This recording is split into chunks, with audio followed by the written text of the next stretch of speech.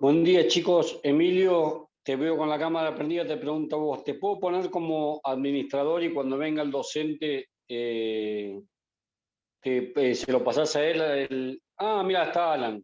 Alan, ¿cómo te va? Habla Fernando. ¿Cómo estás, Fer? Te puedo poner como administrador porque Dale. tengo que abrir otras 3 aulas, así no esperan los chicos. Cuando llega el docente, Dale. ¿pasás? Millón de gracias, ¿eh? No, de nada, Fer. Abrazo. Nos vemos, un abrazo.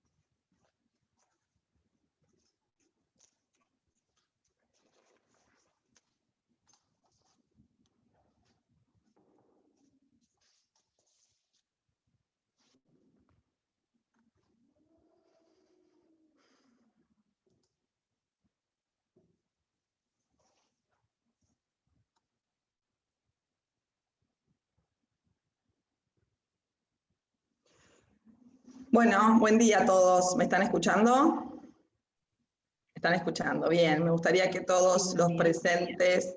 Buen día. Buen día.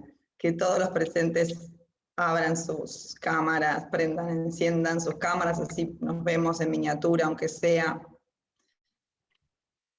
con esta modalidad tan particular para mi gusto, pero bueno, es lo que tenemos por ahora. Ahí se están despertando. Era una de las condiciones esta de tener la cámara encendida porque, bueno, favorece el intercambio que es necesario para comunicarnos mejor, ¿bien? Y aprender mutuamente. Acá tengo 26 participantes, acá están mirando otros más que están por acá. Ahí le damos la bienvenida. Bueno, primero me voy a presentar. Soy Jorgelina Negro, soy la docente a cargo los días miércoles en esta comisión. En principio va a ser todos los días miércoles a las 8 de la mañana, en las que nos vamos a encontrar. Y bueno, tenemos el agrado de presentar a Alan Tarruel, que hoy se presentó como ayudante alumno. Así que querés, Alan, decir unas palabras, podés decirlas, bienvenida. Muchas gracias. Estoy junto a Vanessa también, que va a ser ayudante alumno, ella. Va a haber ahí no sé si estamos los dos en la comisión 1, o uno va a ir a la comisión 8, otro a la comisión 1. Acá Todavía veo a no nos Vanessa informaron. Dennis Cook. Oh, qué difícil, Vanessa Dennis Cook. Todo esto es una S. Dennis Denisuk. Cook. ¿Qué tal? Dennis Buen día. Cook. Todo eso es una S, me encantó. Todo eso es Bueno, una S, resumamos. Vanessa No hay y problema. Alan. ¿Qué tal? Mucho gusto. Ustedes son alumnos de la Facultad de Derecho y ¿qué están cursando en este momento? Exacto. Bueno, yo particularmente estoy haciendo privado, Ajá. práctica 1 y 2 talleres del plan nuevo. Bien. Ya últimas 6 materias me quedan. Bien, muy poquito. ¿Y Vanessa? Sí, perdón que se corta porque no es muy buena la señal. Estoy tratando de buscar una buena señal. En estos días los datos me bajan. Yo estoy cursando también lo último, privado, práctica 2, laboral. Próximo cuatrimestre, práctica 3, me recibí. Y en esta última etapa de la carrera han elegido el Derecho Civil Parte General como, digamos, materia de todas las que han visto hasta ahora para ejercer esta función de ayudantía. ¿Y por qué eligieron esta materia, ahora, Vanessa? ¿Por qué elegiste esta materia? A mí me encantó. A mí me encantó la materia. A ver, sí, definitivamente es una de las primeras que cursamos como alumnos, es una de las que más quizás temor le tenemos, al menos particularmente me pasó eso, sin embargo tuve una hermosa experiencia, yo estuve con la doctora Carnaghi, creo que fue la última Cristina, antes de que ella se jubilara, y fue una experiencia hermosa para mí. Y siempre, bueno, cuando surgió la posibilidad y había todas esas comisiones, todas las cátedras, todas las materias, esta fue la que elegí, porque me gusta en realidad el área civil. Y sentía que donde más cómoda podía estar, yo soy docente además, y tengo como futuro una idea de poder dedicarme a la docencia universitaria. Ah, genial. Mira, ya tenés herramientas entonces, que es la digamos, el primer pilar para poder comenzar con esta idea de ayudantía y luego el ejercicio ya en una docencia más elevada. Exacto. Y Alan, ¿vos por qué elegiste esta materia? Perdón. También considero que, bueno, que Civil Parte General es una de las materias troncales para la carrera, ya que no solo sirve para esta asignatura, sino que va a acompañar a lo largo de la carrera, y a su vez es la primera materia codificada con la que nos encontramos en la carrera.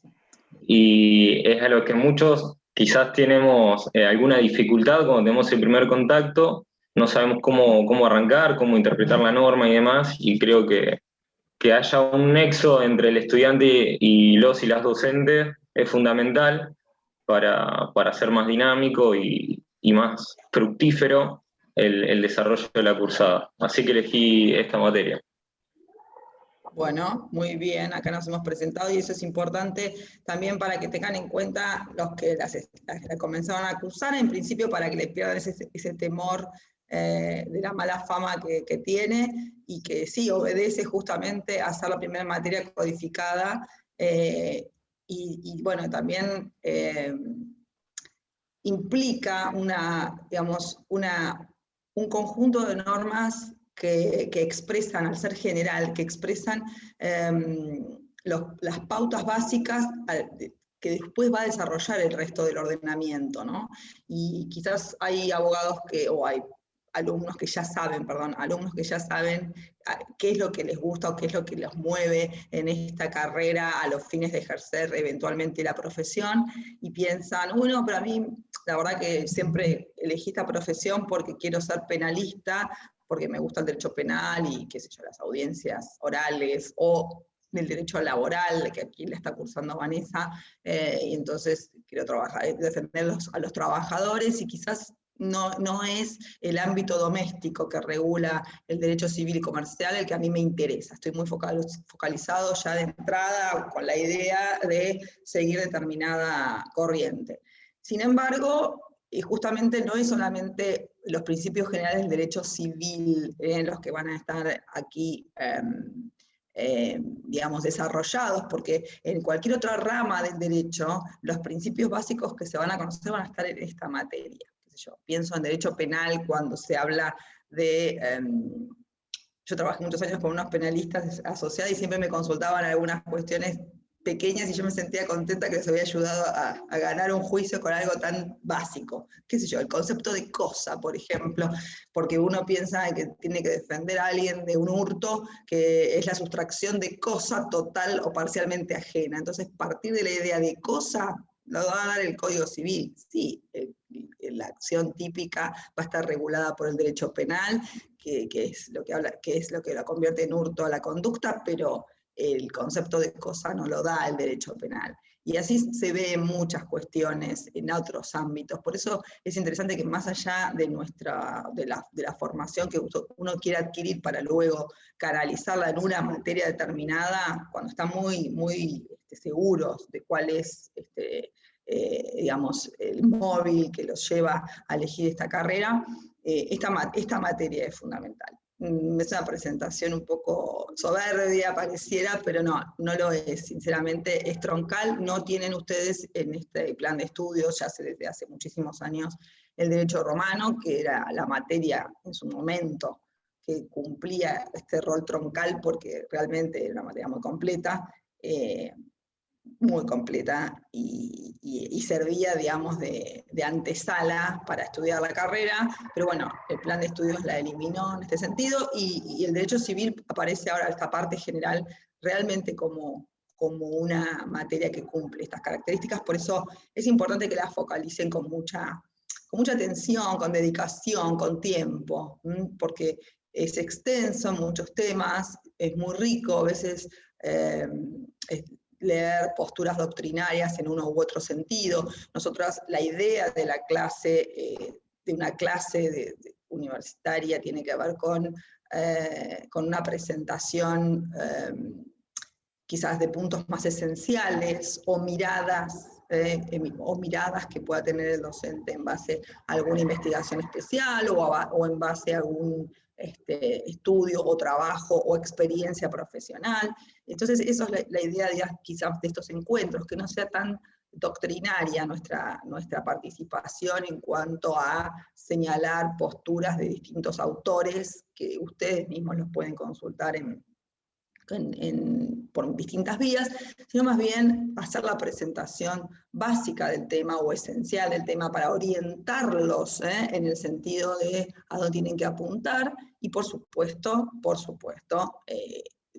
de poder saciar cualquier inquietud que ustedes se les presente, ¿no? De hecho, ahora, ayer no me pude meter en el campus virtual, pero en el fin de semana hubo inconvenientes y no estaba funcionando, y después había habido una solución parcial, pero no estábamos todos los docentes. Bueno, realmente que no lo verifiqué esto a última hora de ayer, como para decir cómo está funcionando. No obstante, se va a solucionar seguramente en estos momentos. Ustedes van a tener mi dirección de mail, que es alegrojorgelina, al revés, invertido, @gmail.com, para que cualquier consulta que quieran hacerme la hagan por esa vía, que es el mismo mail que está en el campus virtual. La diferencia es que la voy a recibir directamente y no a través del campus, y es el mismo modo de tener contacto, como para que cualquier pregunta que a ustedes les surja la puedan hacer, digamos, fuera del horario de clase, aunque sería interesante siempre que lo hagan para que todos nos podamos entender o podamos tener cierta comunicación grupal. Y bueno, las voy a responder todas siempre les digo, denme 24 horas, pero se las voy a responder seguro, así que realmente no duden en consultarme lo que quieran sobre esto. Bueno, hecha esta presentación básica y poniendo sobre todo de relieve cuál va a ser nuestra función aquí, seguramente ya hablaron ayer con el doctor Ferrero, ¿verdad? Que es el titular a cargo, el docente a cargo de la comisión, que les ha dado seguramente sus visiones en materia universitaria. Ustedes saben que existe la libertad de cátedra, o sea, la libertad de criterio de cada docente, pero bueno, nos vamos a ir conociendo y van a ver que somos muy accesibles. Pero sí, a la hora del día de mañana de llegar a la evaluación, bueno, ahí hay una exigencia que realmente, por lo menos hemos sido bastante homogéneos en el pensamiento de exigir un conocimiento sobre el tema en cuestión, es lo que nos interesa. Bien, que sepan ustedes analizar para dónde apunta la pregunta, tratar de desarrollar en forma más completa posible, lo cual no equivale a ser extenso, sino completo, ¿no? Abarcar los temas más importantes, y no quedarse quizás con circunstancias que no hacen a lo esencial del tema. Por eso es la idea de estas clases, de tener esta noción, de lograr estas nociones. Bien, bueno, en la clase de hoy vamos a comenzar, ¿no?, a hablar de las fuentes del derecho, ¿sí? Vamos a comenzar con este tema de las fuentes. Cuando hablamos de fuentes, bien, del derecho, pensamos en fuente, la literalidad de la palabra nos lleva al manantial, a la vertiente, ¿no? De dónde emerge toda la cantidad de herramientas o de medios, los cuales se puede acudir para precisamente resolver conflictos, porque a eso apela en las fuentes del derecho. Hay unas posturas modernas que hablan en realidad de medios de expresión del derecho, cómo el derecho se expresa, cómo se manifiesta, a través de qué herramientas, de qué modalidades, ¿no? Y nosotros tenemos interesante en la reforma a partir del año 2015, de agosto de 2015, que comenzó a entrar en vigor el nuevo código, unos cambios en cuanto a la estructura de la mención de fuentes, y también, digamos, recepta la ya anterior reforma constitucional del año 1994 y la relevancia que ha tenido en la Constitución Nacional como fuente del derecho, sin dudas, y que llevó a la famosa constitucionalización del derecho privado, ¿no?, que también vamos a ver. Bueno, el Código Civil y Comercial, al que los invito siempre a tenerlo a mano en todas nuestras presentaciones, porque a él vamos a remitir asiduamente, comienza con un título preliminar. Esta es una novedad del Código, que tiene un título preliminar que está dividido en 4 capítulos, que son el derecho, la ley, el ejercicio de los derechos y los bienes, las cosas y bienes, derechos y bienes. En los fundamentos del anteproyecto, o sea, lo que generalmente todas las leyes tienen una fundamentación de motivos que son nutritivas a la hora de poder entender el sentido o la finalidad de la norma. Y aquí, en este proyecto de reforma, antes de que fuese sancionado, la fundamentación explicaba justamente la importancia de este título preliminar, ¿no? Porque tiene una función que es aportar reglas que le dan una significación general a todo el código, ¿bien? Por eso tiene digamos, un sentido esta incorporación de un título preliminar. Y la primera distinción que podemos encontrar justamente en el título preliminar y la distribución de los capítulos es la distinción que se hace entre derecho y ley. Bien, hay una gran distinción, porque uno a veces confunde como sinónimos al derecho y la ley. A veces lo hacemos habitualmente, lo dice la ley, está en la ley, y somos muy positivistas en cuanto a enfocar alguna posible solución dentro de esta fuente del derecho, que es la ley, ¿no? Y la consideramos como si fuesen lo mismo. En realidad no es lo mismo, es como muy reduccionista hablar del derecho como ley exclusivamente, es como reduccionista, pero lo hacemos habitualmente en forma coloquial, lo cual no sería lo técnicamente correcto.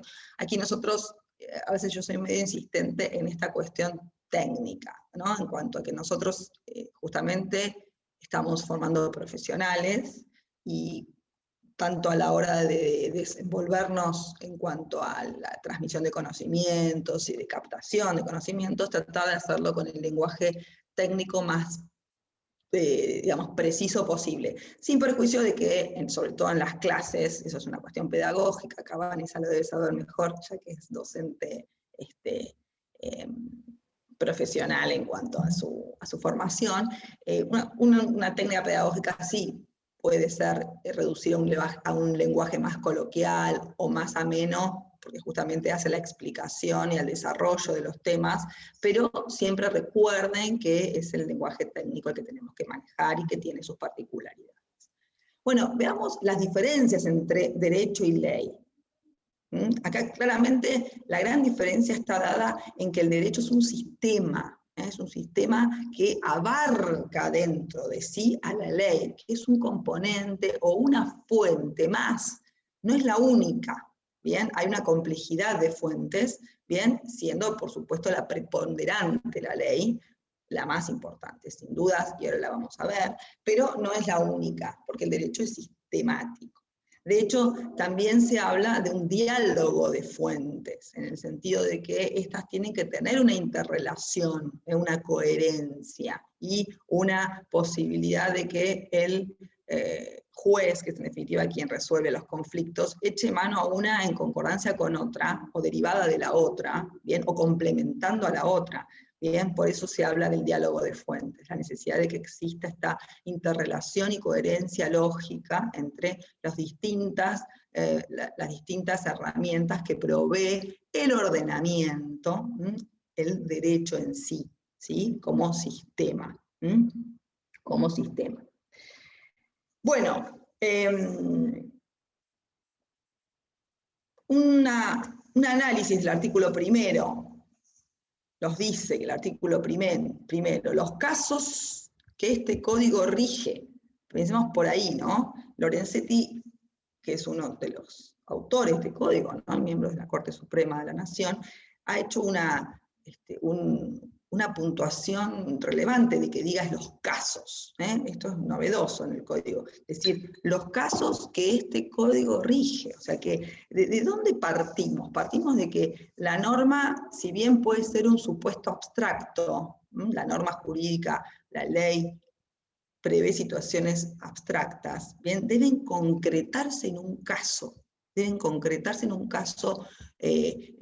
determinado para la procedencia de una acción judicial que eventualmente va a requerir de las fuentes del derecho para poder solucionarla, ¿sí? Entonces siempre se parte de un caso concreto, de la posibilidad de que un suceso sea subsumible en el contenido de una norma, ¿bien? Un supuesto concreto, un supuesto específico, y no una mera abstracción, ¿sí? Entonces, partimos de esta concreta determinación del código a la hora de decir cuándo va a regir el código. Los casos que este código rige deben ser resueltos según las leyes que resulten aplicables, conforme a la Constitución y los tratados de derechos humanos en los cuales la República sea parte.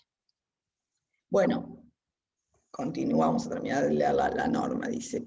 A tales efectos se tendrá en cuenta la finalidad de la norma, los usos, prácticas y costumbres son vinculantes cuando las leyes o los interesados se refieran a ellos, o en situaciones no arregladas legalmente, siempre que no sean contrarios a derecho. Bien, esta es la primera presentación del código ante su apertura en cuanto a determinar cómo se resuelven los casos, y allí nos informa o nos da las fuentes, nos enumera cuáles son las fuentes principales de captación para que sean, digamos, utilizadas por quienes deben resolver. Incluso el mismo Código Civil dispone, como manda en el artículo 3º, ese deber de resolver que tiene el juez, que es justamente su principal obligación. El juez es quien interpreta y aplica, y tras sus sentencias resuelve el caso. El juez debe resolver, es imperativa, los asuntos que sean sometidos a su jurisdicción mediante una decisión razonablemente fundada. Es decir, aquí le impone también al juez que en sus decisiones, en sus sentencias, sean fundamentadas con razonabilidad. ¿Bien? Y esto también ya lo van a ver, sobre todo los que ya, sobre todo Alan y Vanessa, que han visto derecho procesal, que está dentro del derecho procesal, que son los códigos de procedimiento, que son los que regulan la forma de los juicios, de los procesos, que justamente la razonabilidad de las sentencias es fundamental para su validez, ¿bien? Para que sea válida y no sea objetable o impugnada por un recurso de nulidad, ¿no? de apelación que trae consigo el de nulidad. Entonces, este deber del juez de fundar sus sentencias con razonabilidad está impuesta desde el Código Civil, pero continúa también en todos los códigos de procedimiento. Este Código Civil reformado tiene la particularidad de tener muchas pequeñas regulaciones procedimentales, que en realidad son facultad de las provincias. Cada provincia tiene autonomía para regular sus propios códigos de forma, ¿no? De procedimiento. Y el Código Civil, que es un código de fondo, y que es sancionado por la Nación Argentina, o sea que por el Poder Legislativo Nacional y rige para todo el país, contiene normas de procedimiento que en realidad son incumbencias, en principio, propias de cada provincia, pero para determinados temas, ¿bien? Lo que apela el legislador es a la uniformidad de criterio, que no exista una elección o una privación de una provincia en un tema que atañe a toda la nación. Por eso incurre, digamos, en varios temas en incluir normas procedimentales. Lo vamos a ver cuando veamos capacidad, por ejemplo. Y este es un caso también en el cual le impone al juez de todas las jurisdicciones este deber de resolver con una sentencia y decisión fundada razonablemente. Para eso, para poder fundar razonablemente, necesita acudir ¿a qué? Al sistema de fuentes, a esta vertiente que el ordenamiento le da para decir a qué acudir justamente. Bueno, ya de forma clásica la doctrina ha dividido estas fuentes, o las ha clasificado en dos grandes grupos. Cuando hablamos de fuentes del derecho, dos grandes grupos básicos, que son las fuentes formales y las fuentes materiales. Bien, la distinción entre una y otra, ¿en qué tiene que ver? No es que, digamos, sí, hay un rango de importancia sin duda, pero que tiene que, o que está motivado por su carácter vinculante.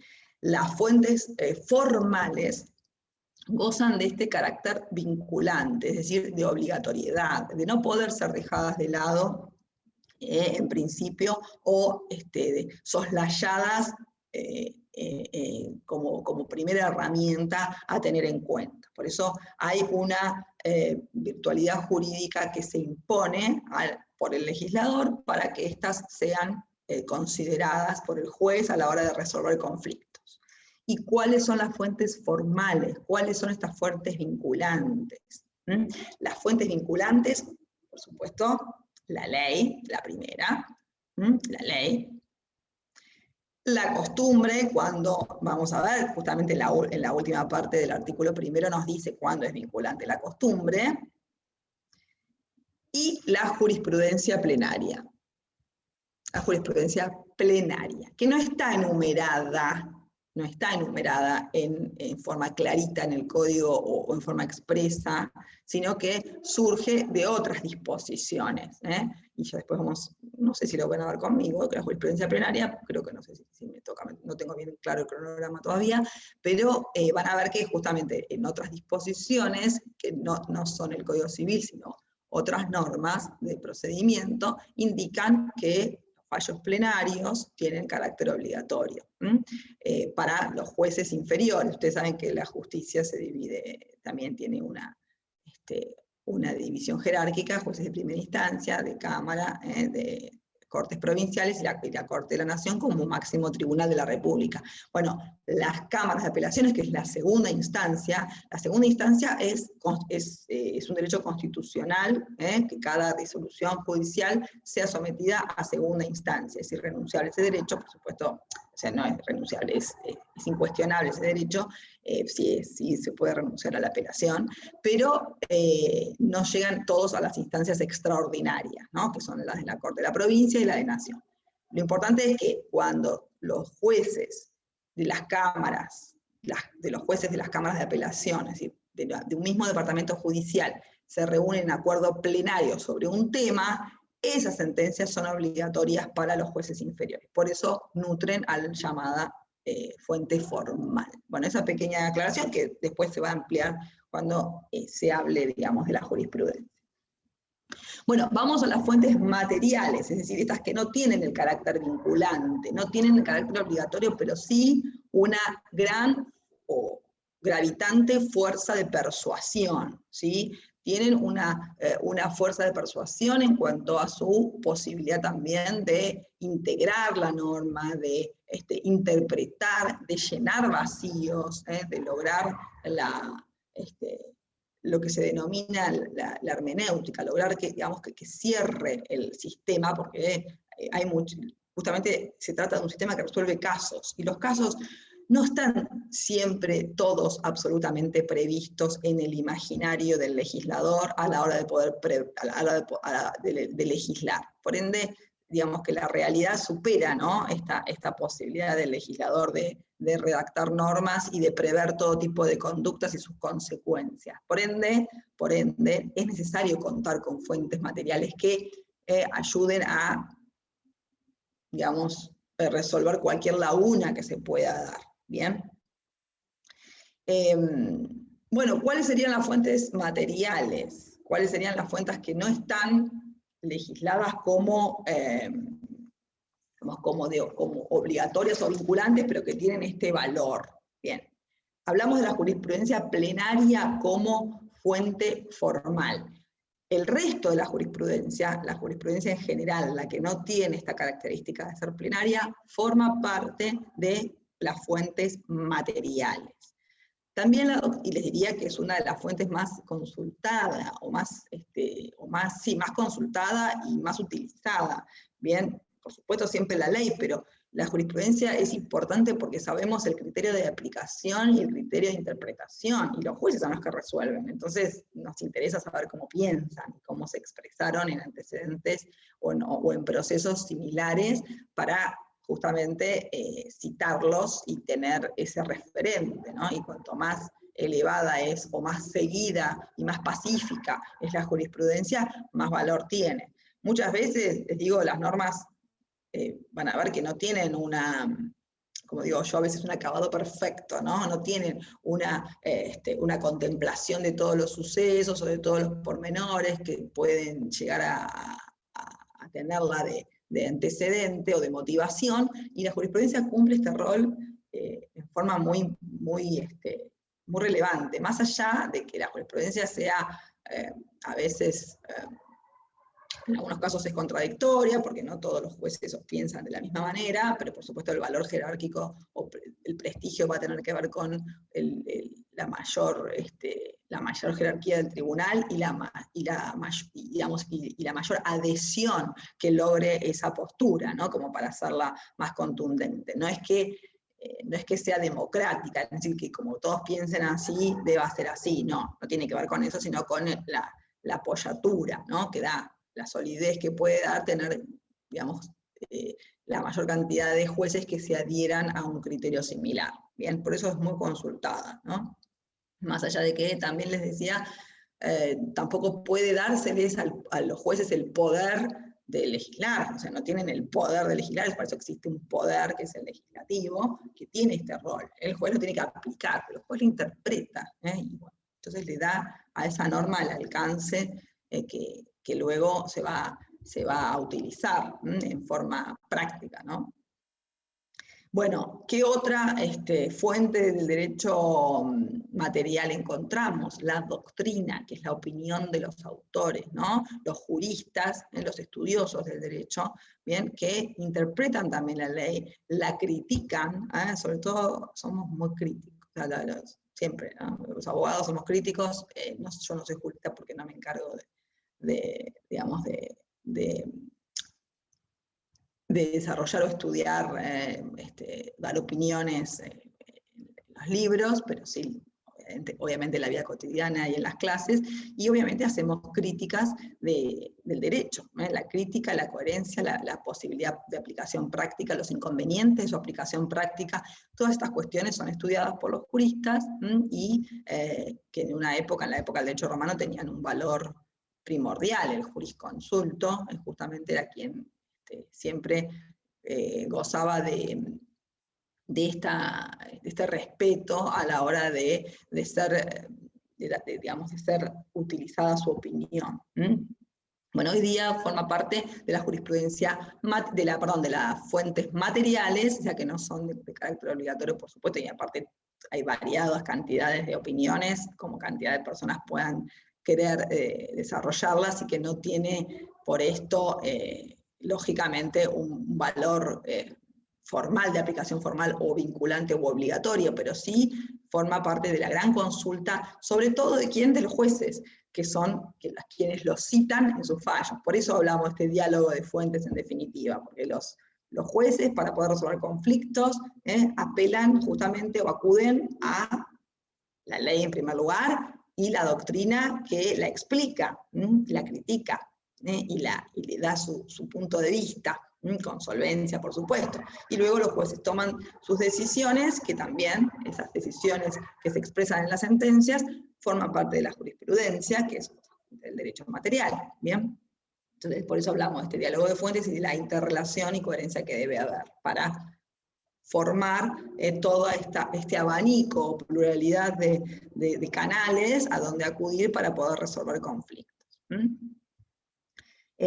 Bueno, el derecho comparado es otra fuente material de muchísima utilidad, sobre todo en institutos en los cuales han venido a ser novedosos para nuestro sistema jurídico, en materia de derecho comercial. Bueno, se ha incorporado en el código actual muchos institutos o contratos que en una época eran atípicos, como el leasing, la franquicia, que eran contratos de otro, digamos, de otras legislados en otras culturas, en otros ordenamientos, y que se aplicaban porque por voluntad, fruto de la autonomía de la voluntad, se aplicaban habitualmente, pero no tenían una regulación específica. Bueno, el derecho comparado es una herramienta muy útil para lograr completar todas estas falencias o suplir estas deficiencias que pueden haber en las normas. Y sobre todo en institutos también que nacen del derecho extranjero. Por ejemplo, lo vemos en materia civil y comercial, en materia de derecho de consumo, el daño punitivo, ¿no? Que está legislado en la ley 24240, Derecho del Consumidor, que es un instituto interesante, pero que viene del derecho anglosajón, en realidad tiene una sola norma jurídica que se refiere a ella, y bueno, nos faltaría como para poder saber su aplicación, su interpretación, su procedencia y demás, mayor bagaje normativo. Bueno, el derecho comparado ayuda para poder conocer cómo canalizar o cómo aplicar esa norma determinada. ¿Bien? Entonces, vemos cómo existe un bagaje de herramientas a los cuales acudir para formar todo este gran sistema que es el derecho, ¿sí? Y luego tenemos, muy importante porque así nos remite directamente a los principios jurídicos, los principios y valores, ¿no? Esas, digamos, son reglas, realmente los principios y valores que deberían ser los rectores principales a mi gusto. En realidad son los que derivan, los que se toman en cuenta, o que el legislador toma en cuenta para redactar una norma, pero después esos principios deben ser aplicados siempre, ¿no? El principio de buena fe, el principio de, depende de la rama también, en materia contractual, la validez de los contratos, el principio de autonomía de la voluntad. Bueno, los principios a veces tienen la particularidad de ser reglas a seguir, que no siempre se llega a cumplir en su... Ahí me están preguntando algo de la jurisprudencia plenaria. Rocío, te lo digo muy chiquitito porque lo van a ver como tema, la jurisprudencia. La jurisprudencia plenaria parte de sentencias, o sea, son sentencias que dictan los jueces de la Cámara de Apelaciones, todos los jueces de las cámaras de apelaciones de un departamento judicial determinado. Por ejemplo, en Mar del Plata tenemos la Cámara de Apelaciones en lo civil y comercial de Mar del Plata, está compuesta por 3 salas distintas. Cada sala tiene 3 jueces. Entonces los jueces de la Cámara de Apelaciones, ¿qué hacen? Tienen que tratar los recursos que se interponen contra sentencias de los jueces de primera instancia. Bueno, una sala 1, sala 2, sala 3, tienen criterios diferentes cada una de esas salas. Votan y por mayoría toman una decisión, pues está compuesta por 3 jueces. Pero a veces una sala determina una cosa, otra sala dice otra. Bueno, para lograr coherencia dentro de un mismo departamento judicial, en algunos temas específicos, temas muy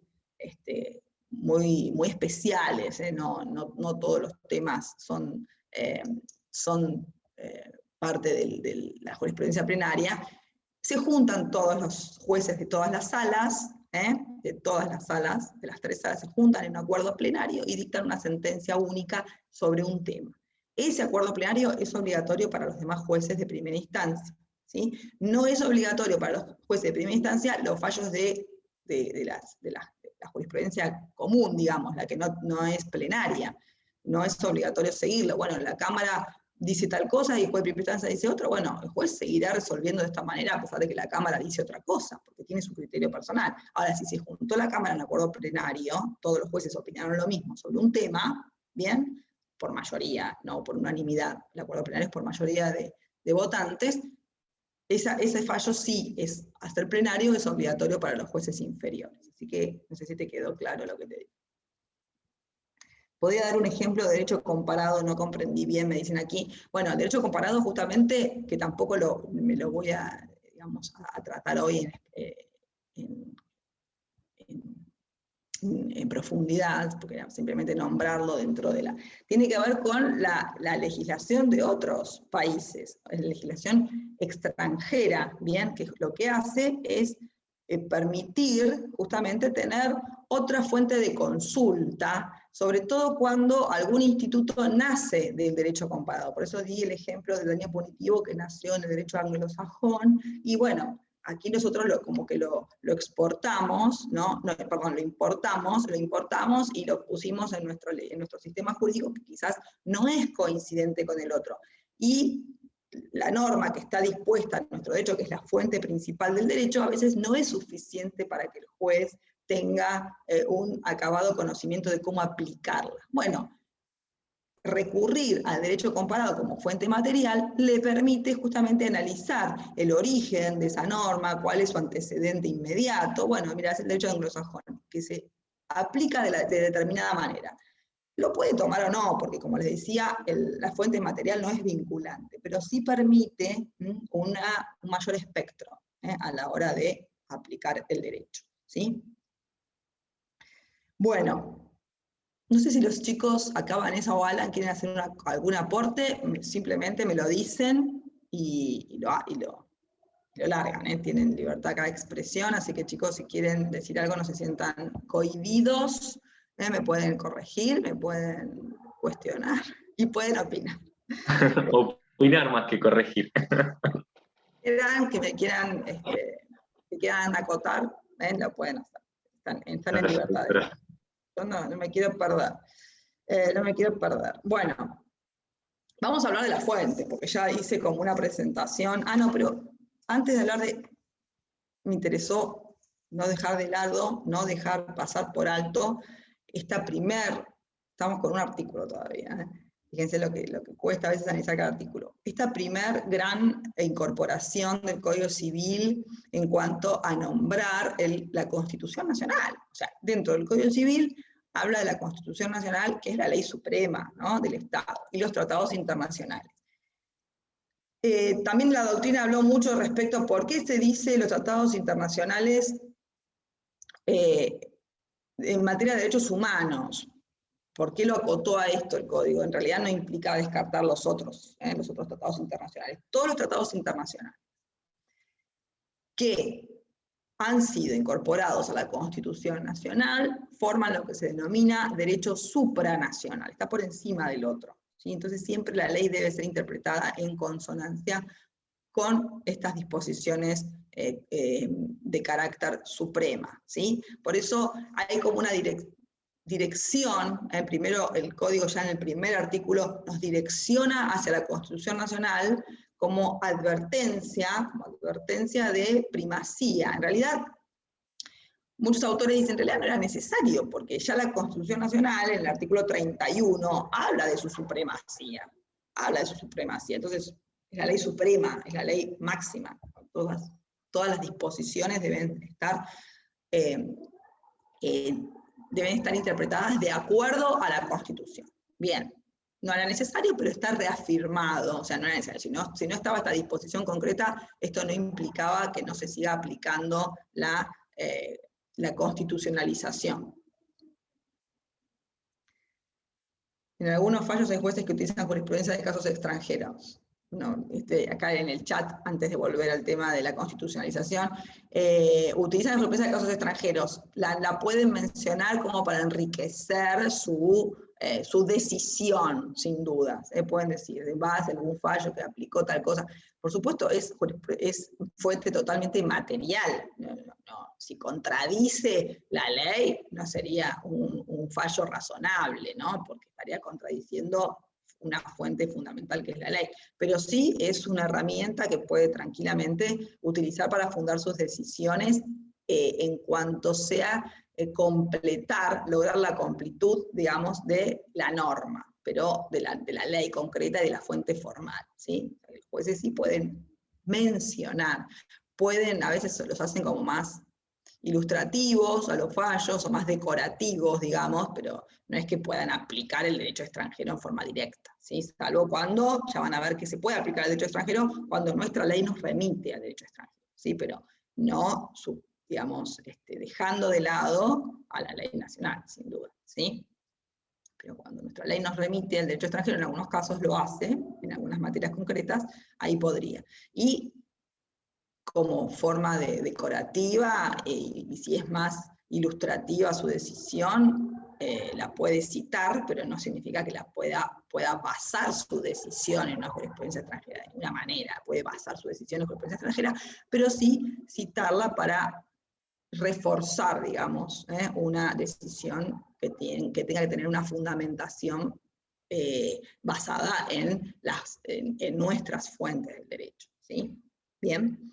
Es muchas veces como, sin dudas, más iluminador, digamos, puede iluminar más al juez la jurisprudencia o conocer un instituto a través de la aplicación del derecho extranjero o de la jurisprudencia extranjera. Pero, como les decía, solamente a título, digamos, decorativo o, digamos, para reforzar su decisión, no basada exclusivamente en ella de ninguna manera, porque estaría contradiciendo las fuentes formales a las que debe acudir en primer lugar. Bueno, espero haberte respondido a esa pregunta. A veces la leo ahí el chat, pero la leo medio tarde. Bueno, sigamos al bloque de constitucionalidad, digamos, a los que nos remite el código, el artículo primero, ¿no? Es lo que, como les decía, ya la consagración de la constitucionalización del derecho privado y que opera, digamos, en forma interesante por tres grandes vías. La primera vía es como la noción, digamos, reformadora, que eso más que nada es inspirador para el legislador, ¿no es cierto? El legislador a la hora de reformar, de crear institutos o de modificar alguna ley, debe tener en cuenta como premisa fundamental los derechos y garantías que están establecidos en la Carta, en la Ley Suprema de la Nación, que es la Constitución Nacional, ¿sí? También como vía hermenéutica para lograr ese cierre del derecho y esa interpretación coherente de normas en base a una directriz superior que es la Constitución Nacional, y también como aplicación directa, o sea, tiene como una vía de aplicación indirecta, ¿no? Indirectamente llego a la Constitución Nacional para resolver tal conflicto, o en forma directa, porque ya de fallos emblemáticos de la Corte Suprema de la Nación se determinó que las normas que contiene la Constitución Nacional son operativas, es decir, no necesitamos de ninguna ley, por ejemplo, el derecho de rectificación, el derecho de réplica. No, lo dice la Constitución, pero no aparece en una ley regulada en forma como lo aplico. Bueno, va directo, va directo. Unequian con Sofovich, el famoso caso que determinó, bueno, no hace falta que tenga una ley especial que hable de cómo, de cuál es el derecho de rectificación que tiene un sujeto, voy directo a la norma, a la Constitución Nacional. Por eso es la primer gran ley a tener en cuenta, ¿bien? Y al juez, digamos, y lo que se entiende al aplicarse, digamos, al disponerse en el artículo primero en una forma tan expresa, esta necesidad de seguimiento de la Constitución Nacional como interpretación primaria que debe tener la ley, o como aplicación de la ley siguiendo la Constitución Nacional, tiene que ver con el control de constitucionalidad que hacen los jueces, porque las normas que son dictadas por el Poder Legislativo tienen que someterse a la Constitución Nacional, ¿bien? Tienen que seguir los lineamientos constitucionales, y si los transgreden de algún modo, el juez debe controlar. El juez es el que hace el control de constitucionalidad, y en su caso, declarar la invalidez de esa norma, en el caso concreto, por violar la Constitución Nacional, lo que se denomina declaración de inconstitucionalidad. Una norma jurídica, por más peso y valor de fuente que tenga, si transgrede su contenido a las disposiciones máximas de la Constitución Nacional, puede ser declarada inconstitucional por los jueces, en el caso concreto, a la hora de aplicar. O sea que tiene que ver con eso, esa necesidad de aplicar la ley de acuerdo a la Constitución Nacional y tratados internacionales en los que la República sea parte. Bueno, vamos a la ley. Vamos a la ley como fuente principal. Es la fuente principal del derecho, lo vemos en el artículo primero, lo vemos en el artículo segundo cuando se refiere a la interpretación. Y también a mí a veces me gusta leer los fundamentos de los proyectos, de las normas, de los fundamentos del anteproyecto, por qué la pusieron así como protagonista, y ahí en los fundamentos se dice que la ley siempre tiene que estar como primer, digamos, herramienta de utilización, porque aparecen sentencias, sino que no aplican la ley. Porque sí, tenemos otras fuentes, pero no nos olvidemos que la primera que tienen que aplicar es la ley. En su caso, hacer el control de constitucionalidad, ¿bien? En su caso, completarla con otras fuentes, completarla, como decíamos recién, con los principios y valores, con el derecho comparado, pero no tener nunca, digamos, como solución secundaria a la ley, sino en forma principal a esta fuente del derecho. Bien, ¿Qué es la ley? A ver, ahora los voy a hacer hablar a ustedes un rato porque los tengo ahí medio dormidos. Pero no los voy a hacer hablar ni a Alan ni a Vanessa, que ya saben lo que es la ley. A ver, alguno de ustedes que me diga de acuerdo a lo que piensa o lo que se le ocurre, ¿qué es la ley? Porque nos vamos a ocupar de la ley. A ver, ¿alguien tiene ganas de decirme lo que piensa de la ley sin googlear? A ver, estoy mirando. Dale, Florencia, que levantaste la manita y me gustó. Es una norma que regula alguna situación o acción, ¿puede ser? Puede ser, te falta ahí. Una norma que regula, sí. Bueno, yo puedo poner ahí en la puerta de mi heladera, hoy lavan los platos. Hoy lavan los platos, hoy el más grande lava los platos y el más chico de mi casa los seca. ¿Qué es eso? En base a lo que vos me Una dijiste. regla puede ser. ¿Eh? Eso. Puede ser una regla eso. Eso. En base a lo que, de acuerdo a tu concepto, fíjate, ¿o no? Sí, pero bueno, la ley tiene otro carácter obligatorio. Sí, yo sé, no, me los lavan los platos, no los debe comer a la noche, ponele. No sé qué. A ver, no, pero está bien, quiero que hagan esto. A ver, yo porque en base a lo que ustedes me dicen, yo hago como mi análisis de lo que es la ley. ¿Puedo hablar?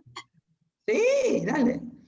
Bueno, la ley, sí, buenos días.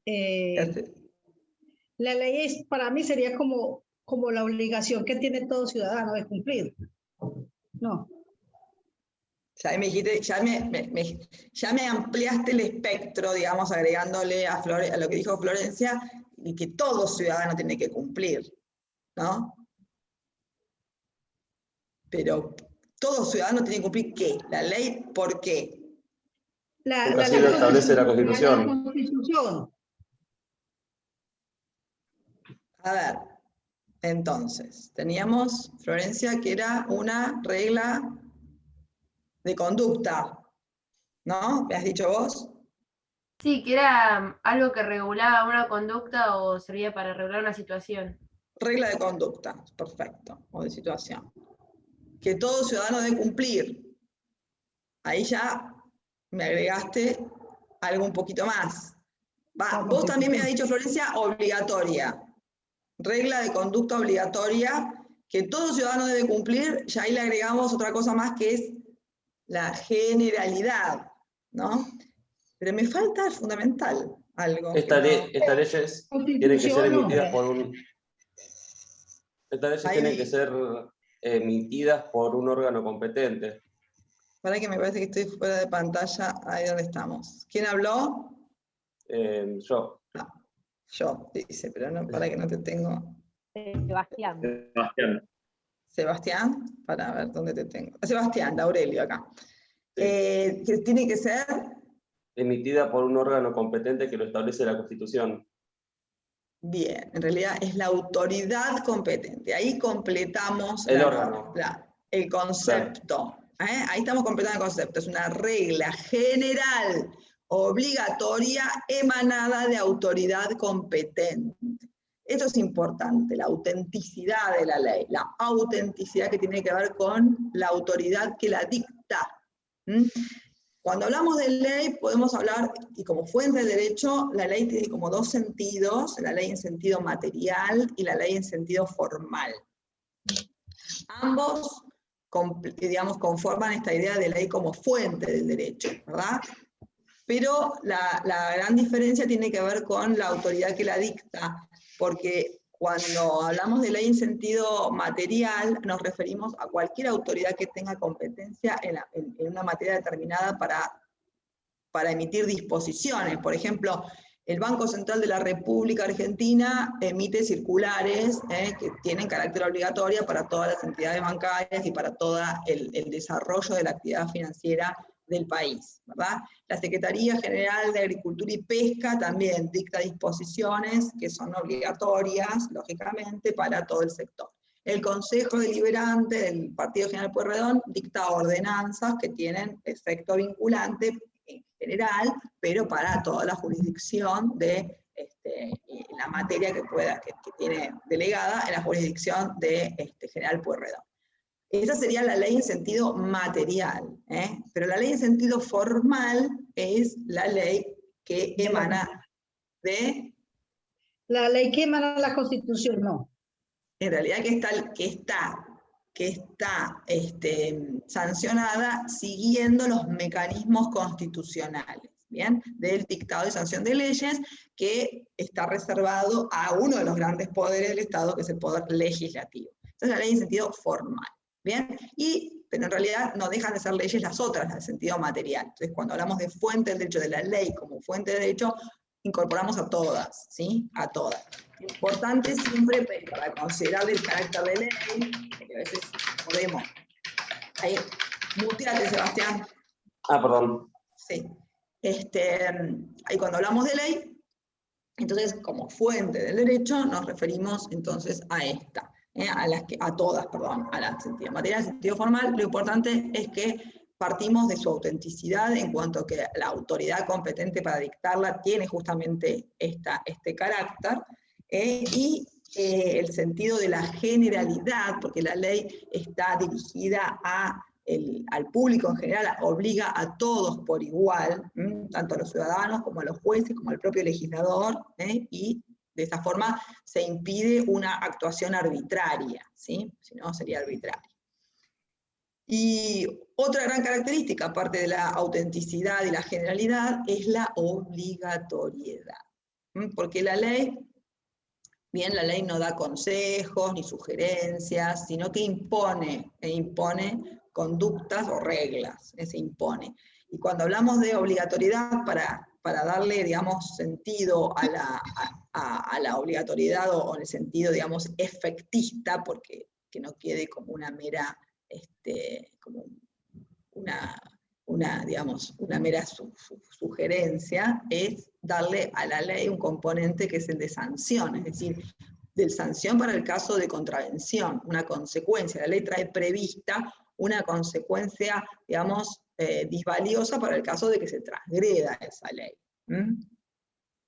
A veces cuando pensamos en la ley penal, por ejemplo, en materia de derecho penal, nos resulta más gráfico pensar en qué tipo de sanción o cómo opera la obligatoriedad, porque en materia penal encontramos sanciones represivas, la sanción de privación de la libertad, por ejemplo, o la sanción de multa, o la sanción de inhabilitación, que son, sin dudas, penalidades concretas que nos ayudan a entender cuál es la consecuencia de la norma, ¿bien? La consecuencia a la transgresión a la obligatoriedad.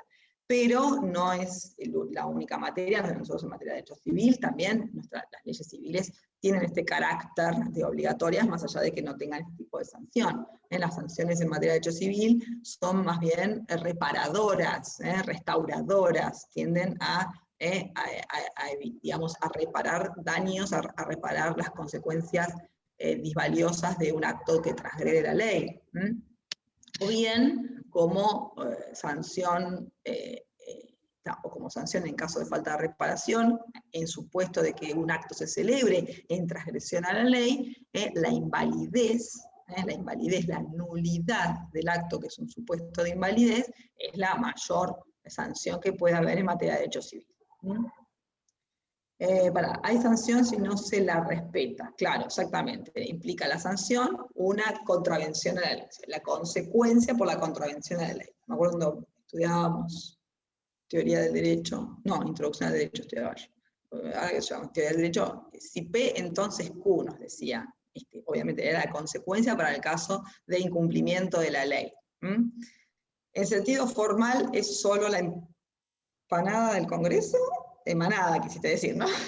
La emanada del Congreso de acuerdo al sistema constitucional, exactamente. La ley en sentido formal es la que emana luego del cumplimiento de los mecanismos constitucionales que se prevé para la sanción de leyes. Me encantó la empanada, ¿sí? Empanadas sobran en el Congreso.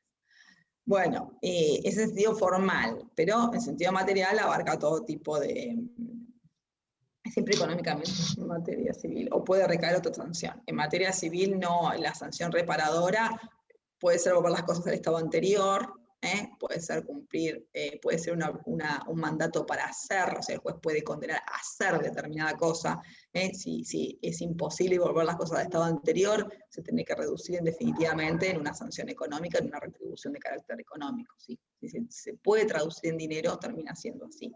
Pero como también una cláusula de confidencialidad, por ejemplo, se incumple tal disposición en que debería no divulgar tal secreto o lo que fuera. Bueno, cuando no se cumple esa cuestión, no queda otra forma de devolver las cosas al estado anterior y va a tener una cuestión reparadora, en definitiva, la que va a operar en esta forma de sanción, de incumplimiento de la ley. Sí, ya sé que fue correcto, pero me causó gracia la empanada. Bueno, van a haber muchas clasificaciones. Ustedes cuando lean los libros, depende de todos los autores, ya les habrán hablado de bibliografía, ¿verdad? Saux, Rivera, Llambía ya, pero tiene instituciones en las que igual son interesantes sus comentarios. Bueno, hay muchísimos autores a los que pueden acudir para leer o para estudiar la materia, y van a encontrar que, digamos, puede haber clasificaciones pedagógicas de diferente, o doctrinarias de diferente elección a la hora de hablar de la ley, leyes rígidas, flexibles, leyes... Pero hay un viento terrible, no sé si ustedes lo están escuchando. Yo estoy ahora justo en un edificio con altura, en viento, en la costa.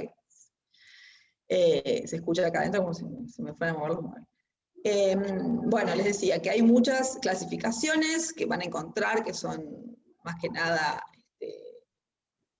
ayuda quizás a la comprensión, pero las que no pueden soslayar, no pueden obviar, es la que clasifica a las leyes de acuerdo a la validez en relación a las personas, que son las leyes imperativas y leyes supletorias o interpretativas. Esa es una clasificación fundamental a tener en cuenta, a analizar, a entender, a comprender, porque se derivan muchas consecuencias de clasificar a una ley en uno u otro sentido, en carácter imperativo o en carácter supletorio.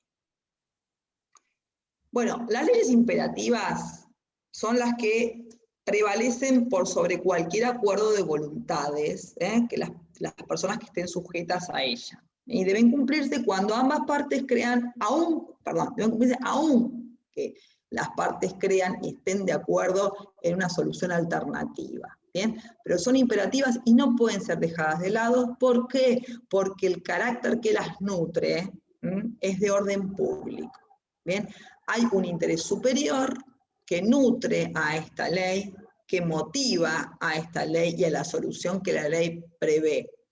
Por ende, las partes no las pueden obviar, no las pueden dejar de lado en sus convenciones particulares, en sus acuerdos, en sus contratos, en sus conductas, ni hablar, pero cuando las partes pretendan hacer un acuerdo de voluntades o determinar algún tipo de, digamos, de contrato que regule sus conductas, hay leyes que son de carácter imperativo, que tienen fundamentación en intereses de carácter superior, de carácter económico, social, cultural, que una república, que una sociedad considera fundamental para justamente la paz social, y por eso se entienden que tienen este carácter imperativo.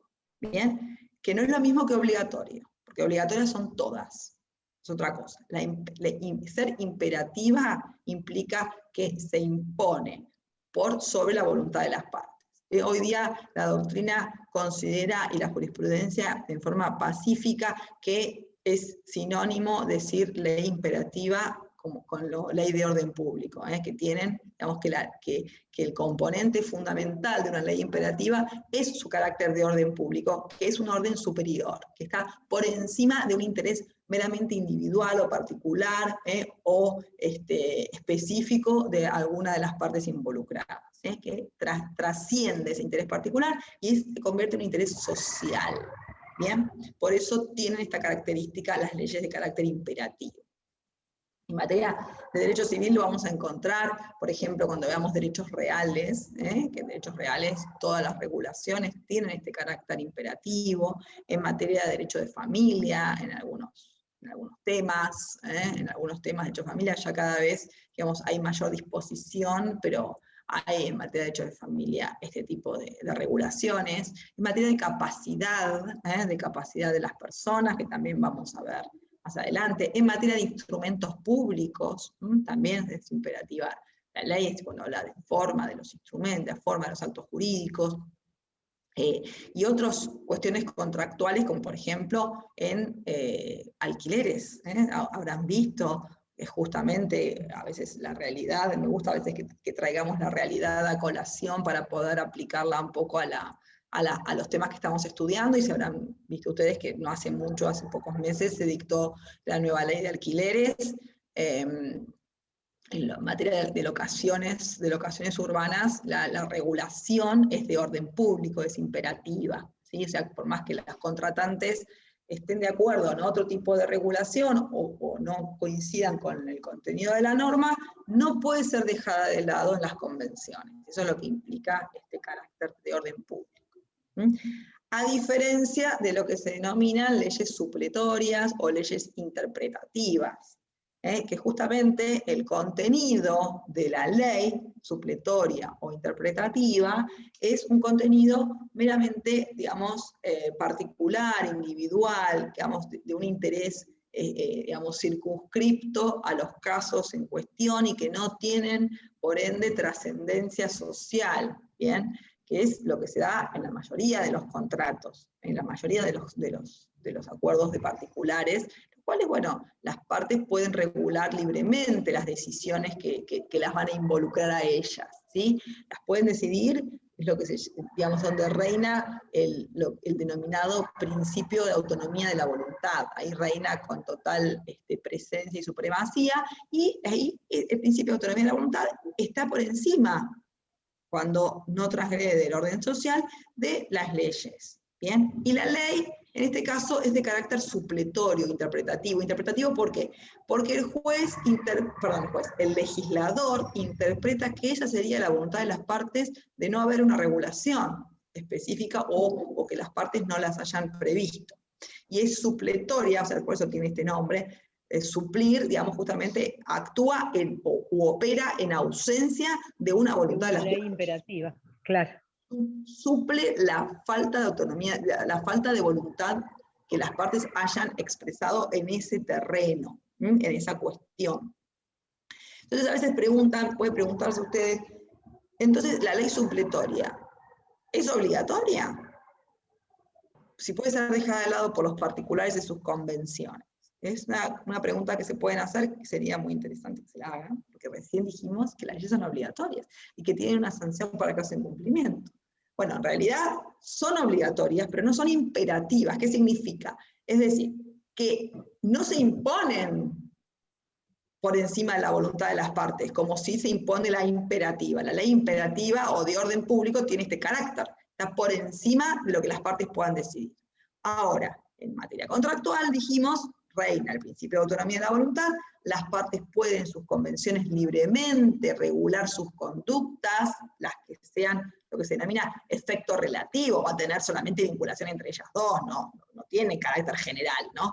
¿Y es obligatoria esa disposición? Sí, para ellas es obligatoria. Entonces la ley supletoria, si llega a regir, es decir, si las partes en algún tema concreto de su vinculación contractual omitieron referirse a un tema concreto que hace la necesidad del contrato, ¿bien? Entonces ahí va a regir la ley supletoria. En este caso es obligatoria. Es decir, la ley supletoria es obligatoria, pero no es imperativa. Es decir, si opera, tiene que cumplirse. ¿Sí? ¿Bien? Pero no es imperativa, no está por encima. Las partes en sus convenciones pueden dejarla de lado y optar por otra solución. Por ejemplo, en materia contractual, contrato de compraventa. Contrato de compraventa por el cual una persona le vende a otro tal cosa. Una cosa mueble, por ejemplo, le vendo la heladera, que tengo ahí que me está haciendo ruido y ya me la banco. Vendo la heladera. o al vecino, supónganse. Y bueno, listo, ¿cómo quedamos? ¿Cuánto me la compras? 10.000 pesos, listo, 10.000 pesos, listo. ¿Qué decidimos? Que la voy a vender, que la voy a, que se la llama, que el precio ya lo establecí. Uy, me olvidé poner cuándo me paga. ¿Podés creer? Me olvidé, nos olvidamos de decirlo, no lo pusimos en el contrato, no nos pusimos de acuerdo.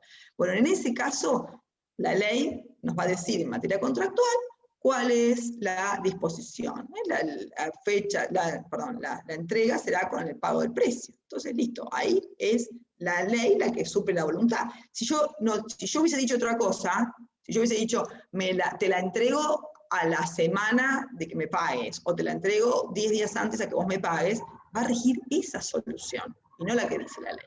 Pero si yo nada dije al respecto, es la ley la que va a regir. Y por eso es obligatoria, porque en caso de, pero es suplente. Yo digo, siempre está en el banco suplente de la ley. El titular no está, ahí entra. Si no, rige la disposición que las partes hayan establecido de común acuerdo, ¿sí? Porque la materia es disponible, lo pueden hacer. Por eso pueden regular libremente, porque si la materia no es disponible, si estamos hablando de escrituras públicas, si estamos hablando de algún tema, recién hablé del caso de locaciones, justamente no pueden disponer todo. No pueden disponer algo que la ley diga lo contrario. Por ejemplo, en materia de locaciones, la ley establece cómo se actualizan los contratos. No puedo decir algo contrario a lo que la ley dice. En caso que no estén acordes, el juez crea esa ley supletoria. No, el juez no crea ley supletoria. La ley supletoria está en el código. La ley está en el código. Solamente que el juez lo que hace es aplicar la supletoria a la solución del conflicto. ¿Bien? Hay un conflicto, las partes no se pusieron de acuerdo en sus convenciones, nada dice respecto a eso.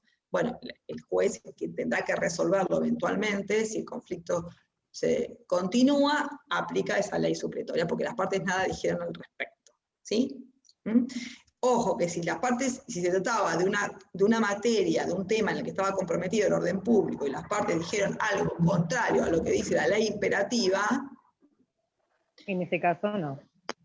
En ese caso, el juez lo que tiene que hacer es dejar de lado la convención de los particulares y aplicar la ley imperativa. ¿Sí? Porque se impone, porque el orden público así lo decide, así lo amerita. Es como, por ejemplo, el supuesto de la locación que yo les decía, que es el más, para mí es como el más gráfico a la hora de entenderlo, porque quizás es uno de los contratos más comunes. Establece la ley de locaciones que los contratos solamente van a tener una actualización anual, de acuerdo al índice que establezca o que publique el Banco Central. Supónganse que los que hacen el locador y el locatario es convenir que esa actualización, en vez de ser anual, se haga de manera trimestral o semestral, trimestral. Cada 3 meses aplicamos un índice de actualización, le ponemos lo que nosotros consideramos que es la inflación y hacemos un 20% más de actualización del contrato. Bueno, eso no estaría permitido, o sea, por más que esté acordado, decidido libremente, decidido por ellos libremente y acordado de común acuerdo.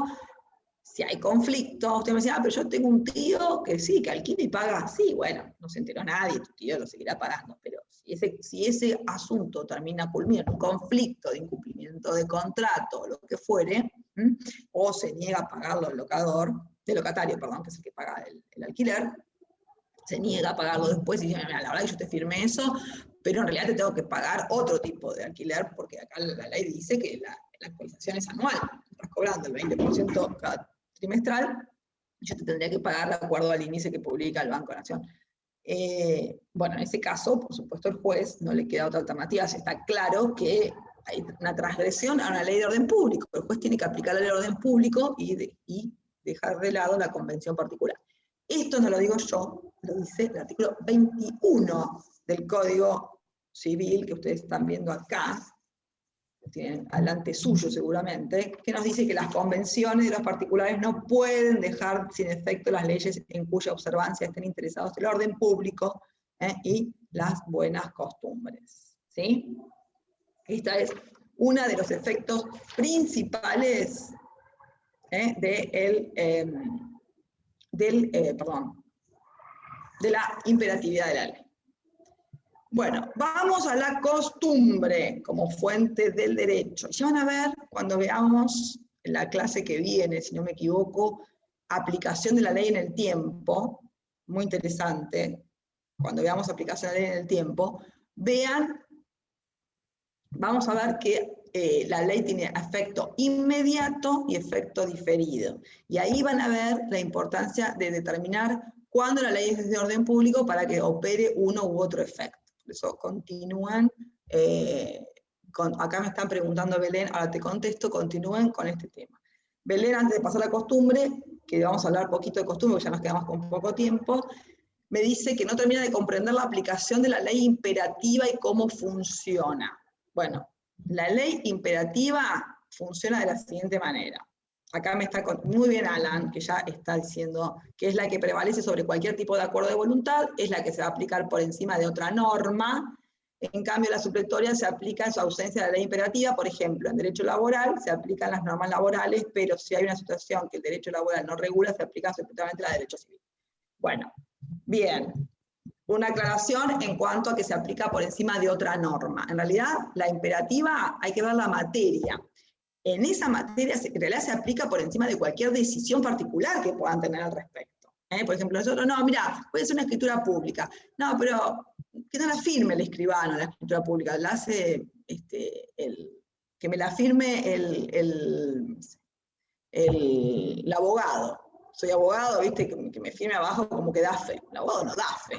No puede firmar escritura pública. La escritura pública es un instrumento formal que tiene una regulación imperativa. No se puede ir de esa regulación de ninguna manera porque si no tiene la validez que se le puede dar, que la ley le da, la protege. La protección legal no la va a tener si no se cumplen esos requisitos que son imperativos, son de orden público.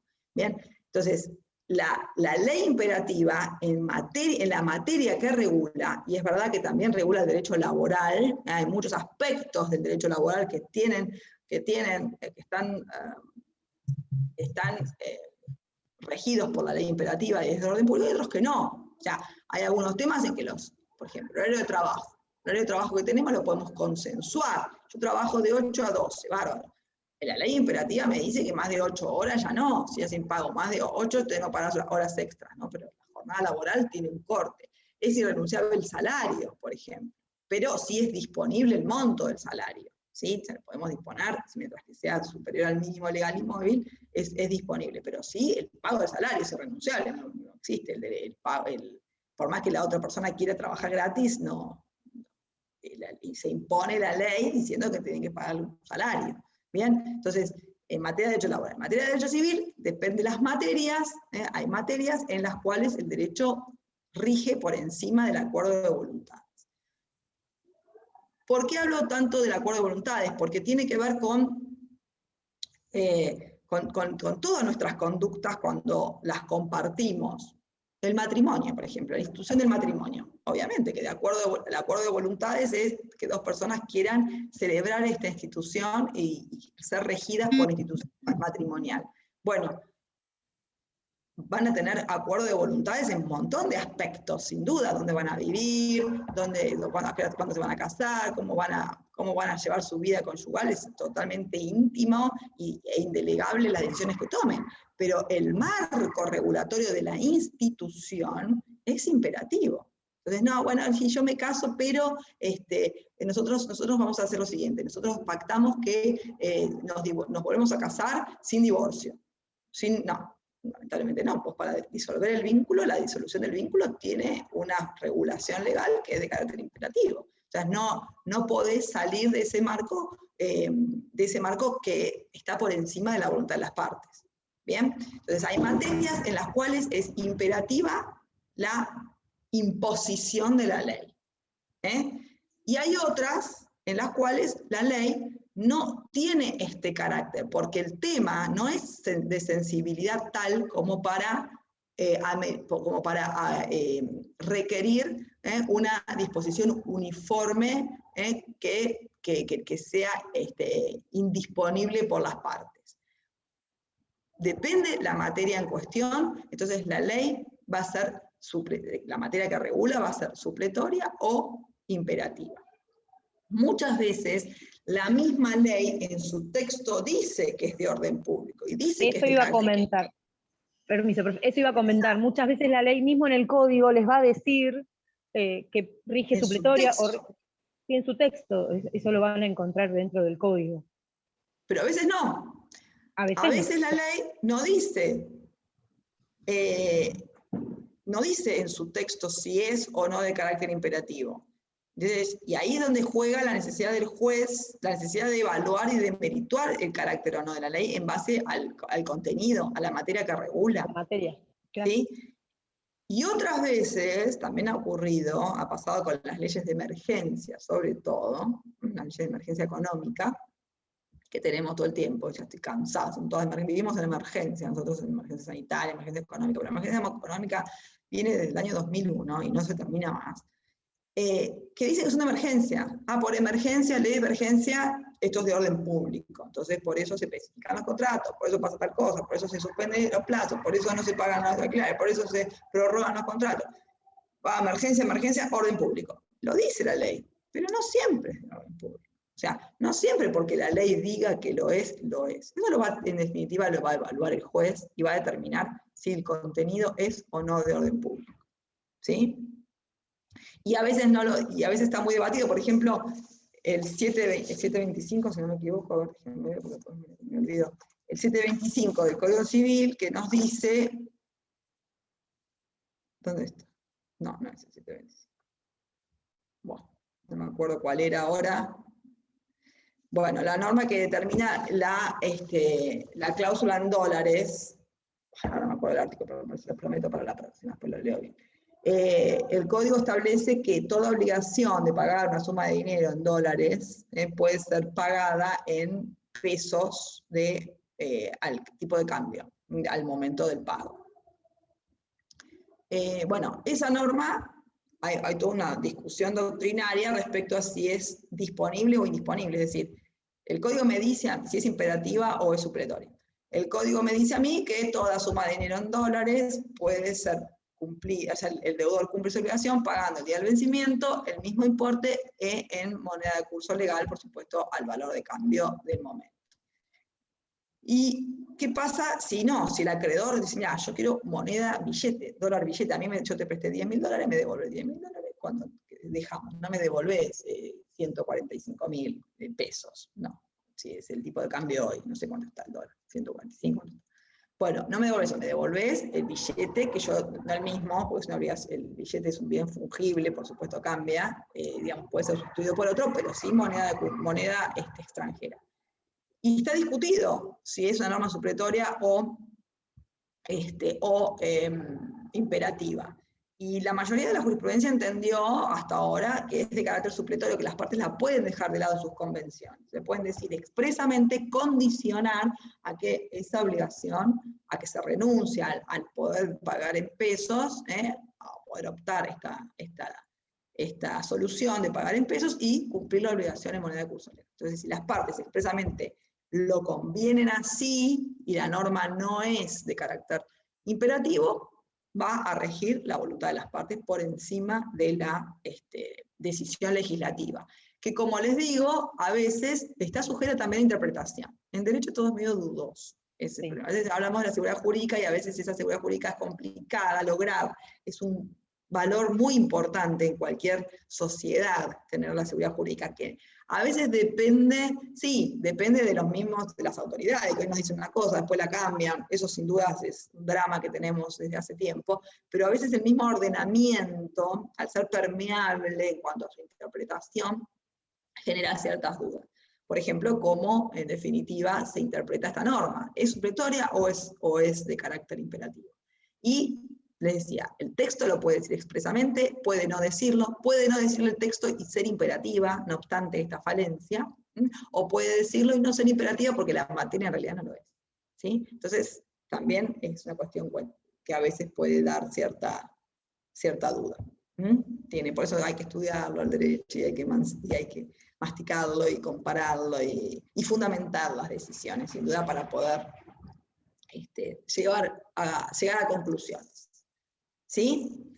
Bueno, ¿un poquito de la costumbre o estamos en tiempo cumplido? Bueno, hablamos de la costumbre así, dos palabritas como para cumplir el objetivo, y ya nos despedimos porque cumplimos el tiempo. Bueno, fíjense que la parte final del artículo 1 nos habla de la costumbre como fuente del derecho, que también dice que los usos, prácticas y costumbres son vinculantes, o sea, fuente formal, cuando las leyes o los interesados se refieran a ellos o en situaciones no regladas legalmente, siempre que no sean contrarios a derecho. ¿Bien? Entonces, primero vamos a ver qué es la costumbre. ¿Qué es la costumbre? La costumbre, sin dudas, la tenemos así como marcada o considerada como un uso repetitivo de determinada conducta, ¿no? Como la reiteración de una conducta en un sentido determinado, eso constituye una costumbre. Tenemos que darle sentido normativo al tema, ¿no? Que yo toda la mañana me levanto y tomo un mate, esa es una costumbre, esa es una práctica, una costumbre particular. Acá nos hablamos de un uso o de una conducta generalizada, que se manifiesta en una sociedad de manera reiterada y casi uniforme, no uniforme porque es imposible, pero en casi con cierta uniformidad, y este sería, digamos, el componente objetivo de la costumbre, ¿no? O el componente material, pero está nutrido de otro componente más, que es un componente subjetivo, psicológico, que tiene que ver con la convicción, de esa sociedad, de esa misma sociedad que la aplica, de que esa costumbre obedece a una solución legal, es decir, que tiene que ser es aceptada como solución, por más que carezca de normatividad o positividad, es decir, no está plasmada en una norma jurídica concreta, pero la práctica, el uso consuetudinario y constante, con la idea, la convicción de que obedece a una necesidad jurídica, la dota de esta autoridad como fuente del derecho, sin dudas. Y a veces es la conducta de la sociedad que antecede a una norma jurídica, porque muchas veces el legislador justamente opera, digamos, como receptor de una conducta que ya estaba instalada socialmente ya instalada para legislar en el tema o legislar en la materia. Es un uso implantado en una comunidad y considerado por ella como jurídicamente obligatorio. Bien, ese concepto que me aporta Natalia. Digamos, ese sería el concepto de costumbre y los elementos que la componen, el objetivo y el subjetivo. Pero no toda costumbre tiene el carácter de vinculante y de fuente de derecho formal, porque nos obliga esta norma, el artículo primero, a hacer la clasificación de la costumbre que ya nos estaba dada por el derecho romano, que hablaba de 3 tipos de costumbre, ¿no? La costumbre secundum legem, o es la costumbre según la ley, a veces yo hablo en latín no porque me agrande, sino porque son palabras que son muy usadas de esta manera. Hay girios idiomáticos del latín. Queda lindo. Más que nada muy usado, o sea, los usamos habitualmente y a veces con esa sola palabra nos evita explicar más. Como hay palabras en inglés, vieron que una palabra en inglés a veces dice muchas cosas, bueno, a veces por economía lingüística, digamos. Bueno, la secundum legem según la ley, entonces, porque la ley deriva, es la ley la que me deriva, me dice, en tales temas, la ley dice, en tales temas, ir a los usos y costumbres del lugar. Es decir, es la propia ley la que me dice que para tal o cual cuestión me dirija a lo que la ley me indica. Sobre todo lo vemos mucho ya, este es un código unificado, civil y comercial, es un código unificado de ambas materias, y bueno, materia comercial, sobre todo en tipos de contratos comerciales, es cuando más se ve esta derivación a los usos y costumbres del lugar, a los usos de los comerciantes, sobre todo en distintas ramas. En distintas ramas vemos que va distintas ramas, profesiones, oficios, muchas veces están muy reguladas por conductas muy típicas, por costumbres muy arraigadas en ese sector, ¿sí? Y es cuanto más se aplica.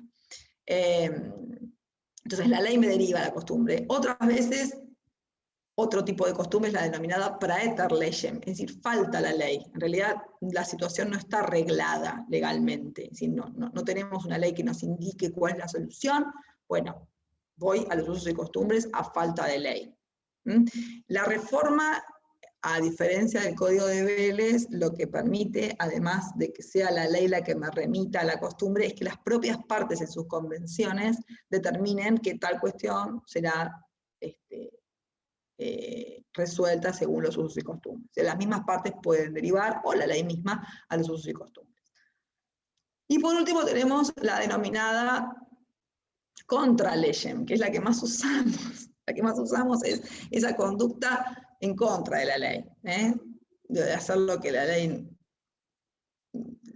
prohíbe, digamos. Pero bueno, justamente esa es la que no sería fuente del derecho, la costumbre contra legem. Hay trabajos muy interesantes sobre esto, sobre cuestiones que ya estaban de determinada forma asentadas por los usos y costumbres, y la ley las viene a regular. Bueno, hay muchos temas interesantes, como la ley pretende a veces torcer una costumbre instalada, y bueno, termina siendo la costumbre la que lucha contra la ley, pero bueno, eso es otra cosa.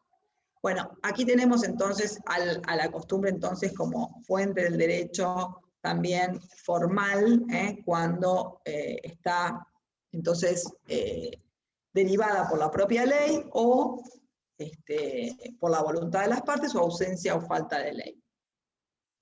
Algunos articulitos que les tiro como para que los lean así, para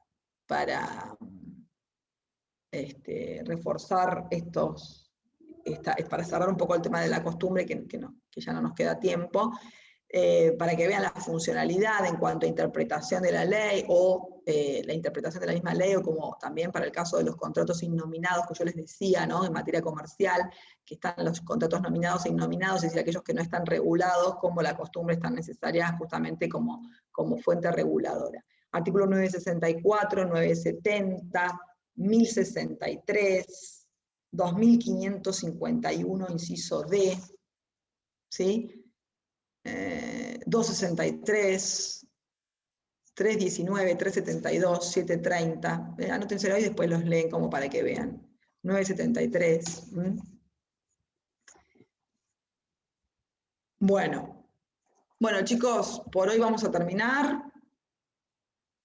765, perfecto. A ver, sí, yo me fui a 725, ya me voy. 765, para que acá me lo dicen en el chat, que el de la moneda extranjera. Sí. 765, la obligación de dar dinero, sí, pero el 765 que habla de la posibilidad de sustituir la moneda de curso legal por la moneda extranjera por la de curso legal. Perfecto, gracias por la corrección. Me parece muy bien atento. Bueno, chicos, a todos, y nos vemos el miércoles que viene, y me escriben cualquier cosa. Chao. Chao, profe, gracias. Hasta luego, profe. Chao. Chao, gracias. Chao, gracias.